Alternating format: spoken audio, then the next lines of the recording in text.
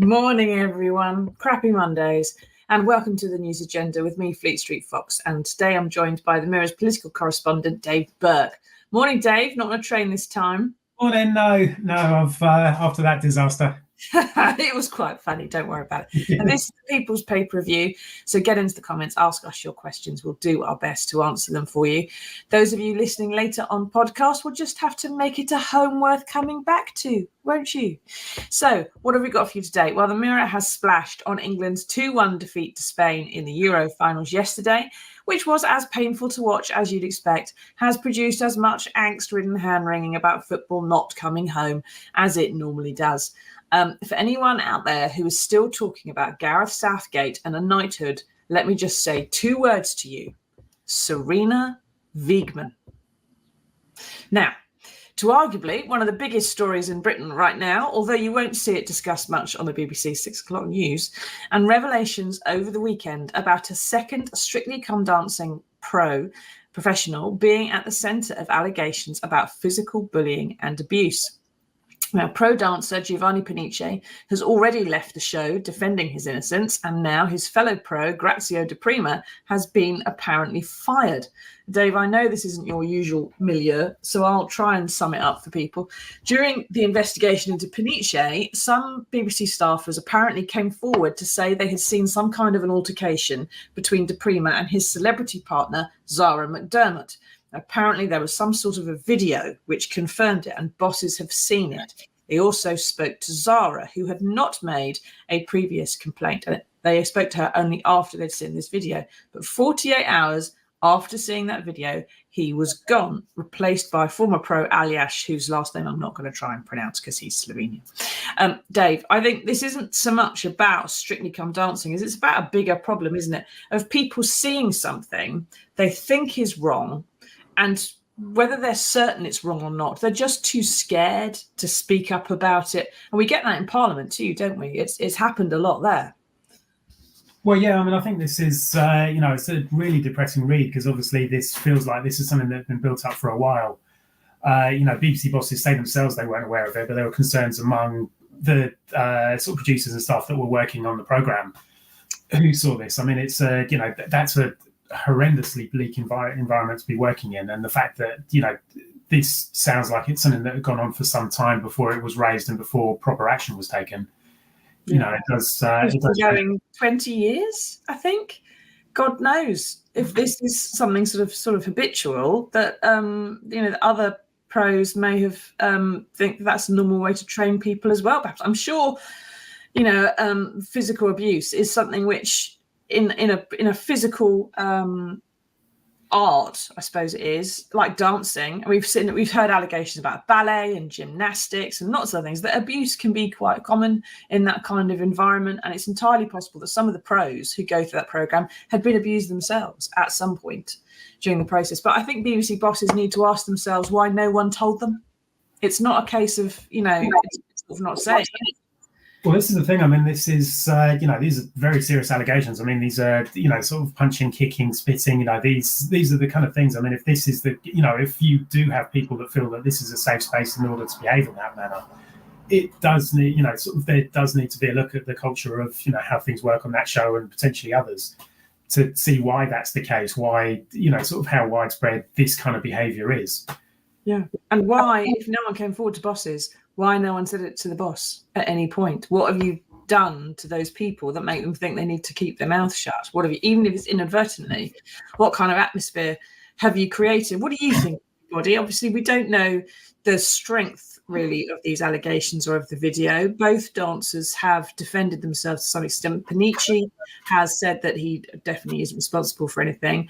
Di Prima has issued a statement saying he's very sum it up, saying he's sort of very sad about it all, not quite admitting blame, but also saying perhaps his passion for dance made him go too far, which is a hell of a way to describe allegations of punching and kicking, and saying he'll tell his story at some point in the future. I think I've heard that one before a few times. Zara apparently didn't tell anybody at the time that this happened. The allegations are, as we said, that she was kicked and spat at. Now, afterwards, and this is particularly galling to me when I read this first over the weekend, Dave, is that after these apparent incidents had happened, Zara McDermott had to go out there in front of millions of people and do a touchy-feely romantic dance, wrap her legs and arms around someone who apparently had done this. And, you know, when they got voted out, they have to stand there in tears and tell each other how much they've changed each other's lives and how wonderful their experiences were, both of them. I know it's all glitter and showbiz. I know it's a sham, but that is not what the show, I mean, that just destroys the whole point of that show. And that's screwed up, isn't it, Dave? Well, yeah, absolutely. I mean, it's like you say, behind the facade, to know that there's that level of abuse and that's, you know, that level of unhappiness that goes into producing those kind of performances. I mean, like you say, it does raise some serious questions and it does ruin the, you know, perception the viewers are going to have of it. Yeah. All that happy, lovely kind of Christmas family viewing. And everyone apparently is having such a great time. Oh, I've learned to dance. It's wonderful. I'm going to dance for I've had a best friend for life. Oh, mate. You know, grim, very grim. What do you think, everybody? There's only Strictly fans out there. We only got politics fans. What about football fans? Anybody still upset about the Euros? What do you think about Gareth Southgate maybe getting a knighthood?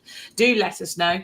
Now, I will just say that after people lose football matches, especially after England loses football matches, there is usually an uptick, generally speaking, in domestic abuse reports and domestic violence. And so I just want to read out something which someone sent me on Twitter, a lady called Michelle, and she says, I live in a nice flat adjacent to a, quote marks, man who verbally and physically abuses his girlfriend. They have a tiny baby. I hear him shout at the baby when she cries. My Wi-Fi and phone name is now Abuse Helpline 0808 2000 247, which is a genius move. She says, if nothing else, he knows we all know. And he's piped down since. Michelle, if you're listening, I think that's absolutely fantastic. And just keep an eye out for people, everybody. If you live near someone, if you have seen or witnessed something, do speak out. And make sure it's not something that just gets brushed under the carpet. Now, this is starting to look like quite a scandal at the BBC, isn't it, Dave? I mean, you've got two dancers on their biggest show. It's more than likely, perhaps at the size and the importance of this show to the broadcaster, the prestige of working for it, perhaps, has sort of somehow conspired to make people think, you know, perhaps over a sustained period of time, try and keep their mouths shut about something they shouldn't have done. And we're seeing a lot of stuff in the news today about the King's Speech and the stuff that Labour government's going to do to change Britain and make it better and all the rest of it. What laws are going to be in the King's Speech? Do you think the new Labour government would, for example, make misogyny a hate crime to help stamp this out, or do anything generally about abuse of women? Yeah, I mean, the Labour government has made a very strong commitment that it wants to halve violence against women and girls over the next decade. Half a Strictly Dancers job done. Sorry, go on.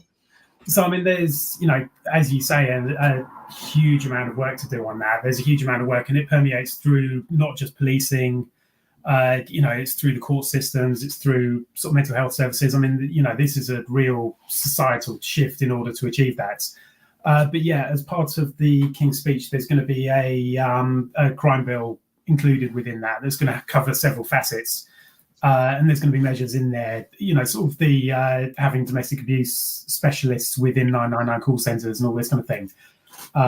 You know, sort of speeding up the court systems, sort of providing specialist support so that people aren't dropping out of the legal system in the way it has. I mean, you know, like I say, there's so much work to do on this front, and it seems like an area that's been neglected for so long that, you know, they're really going to have their work cut out. But certainly, yeah, we can expect to see some legislation promised on that come Wednesday.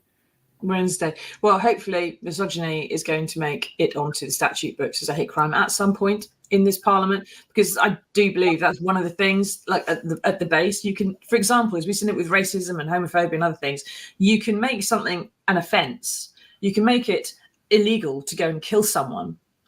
But if you have someone who has, for example, had a pattern of behaviour over years of hatred towards a particular part of society, whether because they're black or because they're gay or something, then you can see it building up to the point they go and kill someone as a result of that fixation they have. If you make it a hate crime at day one, then when they commit their first offence, see, you can catch them, you can stop it, and you can make it quite clear to them that that's bad. It maybe doesn't escalate to that point. So rather than catching every domestic abuser, it would be nice if they didn't do it to start with. Yeah, well, this is it. I mean, Labour have certainly committed to, there's been some they looked at, and certainly Angela Rayner gave a speech some time ago where she said that this was going to be one of the things that Labour does. And like you say, it's such an important thing that needs to be addressed. So creating that legal framework in order to try and tackle this type of behaviour. Yeah. We'll have to see how things pan out, won't we? So far, there haven't been any allegations about other Strictly dancers, I should say, despite my light-hearted remark. But it's only Monday morning, 9:15. Let's see how the rest of the week goes, shall we? And Gary on Twitter says he's already changed his Wi-Fi name. Well done, Gary. Anyone else want to do it? You feel free. Now, on to the main story of the day, which is the attempted assassination of Donald Trump during the weekend at a rally in Pennsylvania. Now, for those of you who don't know, who've been under a rock this weekend or been just watching the football, a lone gunman with an assault rifle managed to clip Trump's ear while he was at the podium. There's a picture of it there with his blood across his face. He was saved because he happened to turn his head at just that split second when the bullet was fired. Already, Republicans in the US are calling for charges of incitement to be laid at Joe Biden's door because Biden said to his campaign a little while ago, apparently it's time to put Trump in the bullseye. Not great. But we've also seen on the Republican side lots and lots of talk about, lots of combat, basically. Marjorie Taylor Greene, who's not your ideal Republican, I've got to admit, but she's been putting out social media videos talking about blowing away the Democrats. She shot at a car with socialism on it and blew up, and then auctioned the rifle for contributions. Now, both sides have accused the other of being a threat to America's safety and sense of self, and that seems to be how they're all trying to get elected, is that the other guy is literally going to destroy your country. It's the start of the Republican National Congress in Milwaukee today, where Trump is expected to make his first public appearance, having gone golfing yesterday, of course. Do you think, Dave, and I think this may even be a stupid question on my part, is Trump going to dial up that aggression, or is he going to tone it down, having literally just been shot at? I mean, one would hope that he would dial it down, but obviously this being Donald Trump, I mean, you'd expect, he's always presented himself as the candidate that sort of the establishment won't let you have. He's the president that, there will always be an obstacle. And in this case, he, unlike the previous cases where he's been through the, certainly his legal troubles, certainly in this case, he has a legitimate right to be angry. He should be able to give a speech and not, face that level of violence. And he will be very angry about it. And Donald Trump, when he's angry, is often angry afterwards. Absolutely, yeah. And he's be quite cross. Yeah, I mean, he will understandably, as will his supporters, and I think, as will one would hope, his Democrat opponents as well. I mean, this absolutely shouldn't be the sort of thing that should be happening in public life now. I mean, we saw historically, there's been an awful lot of this in the past. And to, in 2024, to have a candidate who at this stage is possibly slightly ahead in the presidential race, facing that, facing that kind of violence, facing that kind of threat, and not knowing if this is going to repeat itself. I mean, Trump will absolutely dial this up. He's, he's tapped into this, the whole world is against me type mentality. And, we can absolutely expect him to dial this up. I mean, he certainly, I would imagine, won't be presented as a kind of, this was a lone gunman who was, who was acting alone. I mean, this will certainly be part of his opponents trying to bring him down. Yeah. And that will not take us to a good place. No, it's going to be. There is probably an increase in aggression, one would have thought. And what do you think, everybody? Do you see this stuff over the weekend? What do you feel about the attempted assassination of Donald Trump? Do you think that was in any way justified, or do you think that it must be something that can be condemned? Leslie says, have we forgotten the Capitol riots and who was behind them? This is the thing. There has been an awful lot of talk on both sides over the great deal of violence. And I think, the defining image of that election is going to be that shot we saw on the second page, that photograph of a bloodied Trump with his fist in the air and the US flag billowing behind him as the Secret Service rushed to protect him. And it's got to be said, he showed great presence of mind, I think, when that happened, because they had him all down on the ground covering him, and they were trying to hustle him off the stage like in a big, armadillo of Secret Service agents. And he pushed his way through to shove his fist in the air and say, fight, fight, to his supporters, presumably thinking that obviously if he got rushed off the stage, that's going to look bad or not look as good as it could do if he invigorated his crowd. And they did. They got, having been really frightened and flat on the face on the ground, they then all jumped up to their feet and going, USA, USA. There's a big risk here, isn't there? Considering that this president praised the Proud Boys, played down white supremacist violence, as Leslie says there, incited a riot at the Capitol when he got voted out, his supporters might seek retribution somehow. And against, I mean, we've got Nigel Farage in this country, who's a mate of Donald Trump's, blaming liberal elite and saying that this is because liberals create an awful nasty rhetoric. You've got awful nasty rhetoric on the other side as well. And America's just going to go to a dark place, isn't it now? I think. Yeah, I mean, that's the, there's a very real danger of it. Like we say, I mean, Trump's supporters are, historically, they're very sort of pro-gun, sort of pro. We saw during the Black Lives Matter movement back in 2020, the sort of level of anger and aggression that sort of protest was met with. I mean, this could take us to a very dark place. Hopefully it won't. But yeah, I mean, this will show, I think we'll learn an awful lot more about Trump, about Biden in the coming weeks and the people around them in terms of what they do to dial this down, if they do anything. It does seem to be, I mean, US president is one of the most dangerous jobs you can do in that country. They do tend to get assassinated. And Republicans and the gun lobby have been waving guns around and talking about their political opponents for a hell of a long time. Okay, it's not just Joe Biden saying this thing about a bullseye, which is inconvenient. The Republicans have been this a long, long time. Now, Canty says, can Donald Trump be beaten if the Democrats get rid of Joe Biden? It looks like this is going to probably energize the race, you would have thought. Trump was narrowly ahead overall in the polls, but they're both sort of in the mid-40s roughly. He was more ahead in the swing states that he needed to win. Joe Biden said, I'm not going to step down unless someone can prove to me I cannot possibly win. We may be getting near that point now, because the American people will be choosing between a very frail old guy who looks like he's got memory problems and someone who's literally just survived being shot at. If you're just weighing it up on health alone and how it looks and how it feels, Trump's going to win it, one would have thought, on this. Just it's worked for Trump. Will perhaps, I mean, if it does, the polls do have some kind of surge. Do you think it may make Biden stand aside for someone else? I think the difficult thing with this, Trump with this, I mean, Well, I think the difficult thing with this now is it leaves them very little time for a new candidate to set in. I mean, you would hope that, this is really a decision that should have been made some time ago. You would absolutely hope that there could be some kind of Democrat resurgence. I mean, it's difficult now. I mean, the path to power for Biden, people within his own camp, very senior Democrats are saying, you need to step down. This will not, this will not end well for us. You imagine where he is now, add another 5 years to that by the end of his presidency. I mean, people are very legitimately worried about that. Having referred to Zelensky as Putin last week, I mean, you cannot make a worse error than that on the world stage. It's, and this is where the debate's going to be at, unfortunately. And you compare that then with that very iconic picture that we saw of Trump over the weekend, where he looks the face of defiance under fire. He, so when you put those two in contrast, I think that a lot of Americans will be thinking, well, which one is likely to be the most, the most capable of doing this job? I mean, whether people would expect Biden to be able to do a full term.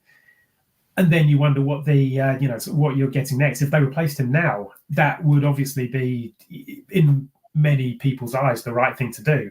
But also, they've left it so late to establish the candidate as a force. They've not been through the primaries and all the process that we had when Obama and people like that came through. Yeah, Biden hasn't had an obvious successor, has he? He hasn't groomed anybody. There hasn't been anyone who's sort of come forward and is something that the American people will be able to get to know. Now, Steve says the next polls will be interesting. As we've seen, there's footage of people sort of signing memorial boards and so on, get well soon boards for Trump. And for a lot of people, especially perhaps undecided voters, this isn't so much an attack on one guy, the other guy. It's an attack on America. It's an attack on their country and the way they have of doing things. And it's been very interesting hearing some of the commentary coming out of the States, because there's a lot of people talking about how God has saved their guy. And we don't perhaps appreciate it so much in this country. We don't do God in politics, do we? But in America, it really matters that evangelical religious attitude that perhaps he's been chosen in some way. And we haven't seen those next polls yet, but it does look like it's going to be a bit more positive. But you've got this huge, far bigger inequalities I think we even have in this country, haven't they? They've got, the middle of America is really forgotten and really quite poor, whereas the coasts are richer, and that seems to be sort of, discussed as the liberal elite. They tend to vote Democrat. The middle bit tends to vote Republican. Outside the cities, inside the cities are just very, very different. And it's, Trump didn't really change any of that when he was president, but that's not going to be the thing they are weighing up when they make their vote. This is the real mystery from people looking on the other side of the world, seeing how the Trump presidency unfolded and how he's sort of put himself in a position where he's become the front runner again, because there seems to be no ideological thread in terms of what Trumpism actually is. I mean, he, it's very much the, sort of power of personality. But he's, in terms of asking people, I mean, you get his followers who are absolutely devoted, who say that he's fighting for them, etc. But then if you were to look at real tangible results that he has produced for them, I mean, certainly there's a mystery there in terms of the economic performance and so forth. In the first term of his presidency, he didn't deliver what many of his supporters may have expected, and yet he still finds himself a front runner again on the world stage. He certainly didn't make the world any safer, or sort of tried to essentially sort of withdraw America from parts of the world. No. These are very Mexico can pay for. Yeah, and the problem is go the whole way. So no, and we still don't know what a second Trump term would look like. I mean, certainly we feel now he's going to be angrier than he was in the first term. Yeah, we know the ego hasn't gone away, and it's for the rest of the world looking on, this is a really worrying time. Yeah, I thought so. Dawn says, if Trump wins, then it'll change the face of the world. It's disastrous. Putin would win in Ukraine and North Korea would gain status. Foolish, short-sighted Americans. I think they're just looking at different stuff to us, Dawn, unfortunately. But, being on the other side of the Atlantic does perhaps give us a bit more perspective. But we'll have to see how it all pans out. But I would suspect, Dave, that the whole, presidents can only serve 2 terms, according to the US Constitution, would get torn up pretty rapidly. Well, you'd imagine so. About changing that, didn't he? Yeah, I mean, you'd imagine so. I mean, the alarming thing is, I mean, if Trump were to do this, which is entirely a Trumpian thing to do, I mean, you'd expect him to, sort of, he views himself as a history maker. He views himself, sort of as a, sort of constantly fighting a popularity contest. If he gets the opportunity to do a third term, he will entirely take it. Although by that stage, he would be 83 the next time America goes to the polls, and that would take him through to, then the third term would take him through to the age of 88. I mean, these are, really alarming times. But, I'd entirely suspect this would happen. Yeah. JC says, need to stop doing live crowds. It would have thought perhaps that live rounds might also be the issue, JC. Now, the gunman is called Thomas Crooks. He's only 20 years old. And let's just say this guy is not the establishment. All right. Anybody want to tell you that the liberal establishment somehow executed Donald Trump? This isn't him. He's called Thomas Crooks. He's 20. People who went to school with him say that he just sat alone every lunchtime. He had no friends. He was relentlessly bullied. He worked in a care home kitchen. It was just this stereotypical loner, a complete loner his whole life. He apparently stole his father's rifle, which had been legally bought. This guy is not operating on the orders of George Clooney. All right, just isn't. But do you think, Dave, is there any chance this might lead to Trump perhaps to be a little bit less liberal about America's gun laws and to try to suggest perhaps more controls? Or is that just a foolish thing to suggest? How can he possibly say that we all need more guns after that? But then how can you say that through all the atrocities that happened during his presidency? I mean, we saw, the sort of absolutely horrendous incidents, like we say, during the Black Lives Matter incident we saw with Carl Rittenhouse. Sort of there were all kinds of arguments that could have been had for gun control during his time as president, although they didn't directly affect him or no one took shots at him. It seems difficult now for him to imagine him being the guy that decides to take a rollback on the basis of, sort of this particular incident, as horrendous as it is and as much as it should put this issue in the spotlight. It's so ingrained into him and into his support. I think this is a sort of base that he would very much not want to be taking on. Yeah, he's not going to want to tackle that. I don't think he would perhaps be in a position to, but he'd have to be a nice and sane human being first to want to do it. And I'm not sure that's where we are, unfortunately. So we'll have to see how that all pans out, I expect. But, time to hoard some tin food, everybody, because I think that's where we might be headed. Anyway, we have managed to, thank you for that, everyone. Thank you for taking part. Thank you, Dave, for taking us through some of that. So just fingers crossed, we've got the Republican National Convention, which is starting today. They don't officially have their nominee yet, but it's going to be Trump, isn't it? There's going to be some hoo-ha, and literally hoo-ha about Trump for the next few days. And then there's the Democrats are going to confirm their nominee. I think by the end of the month, they're going to do it virtually or online or something rather than at the convention in August due to some voting change. But there's going to be an awful lot of talk again about replacing Biden. And then who knows, to see how it all goes. Anyway, that's all a bit grim, but we have managed to find some good news in the world for you. Here it is.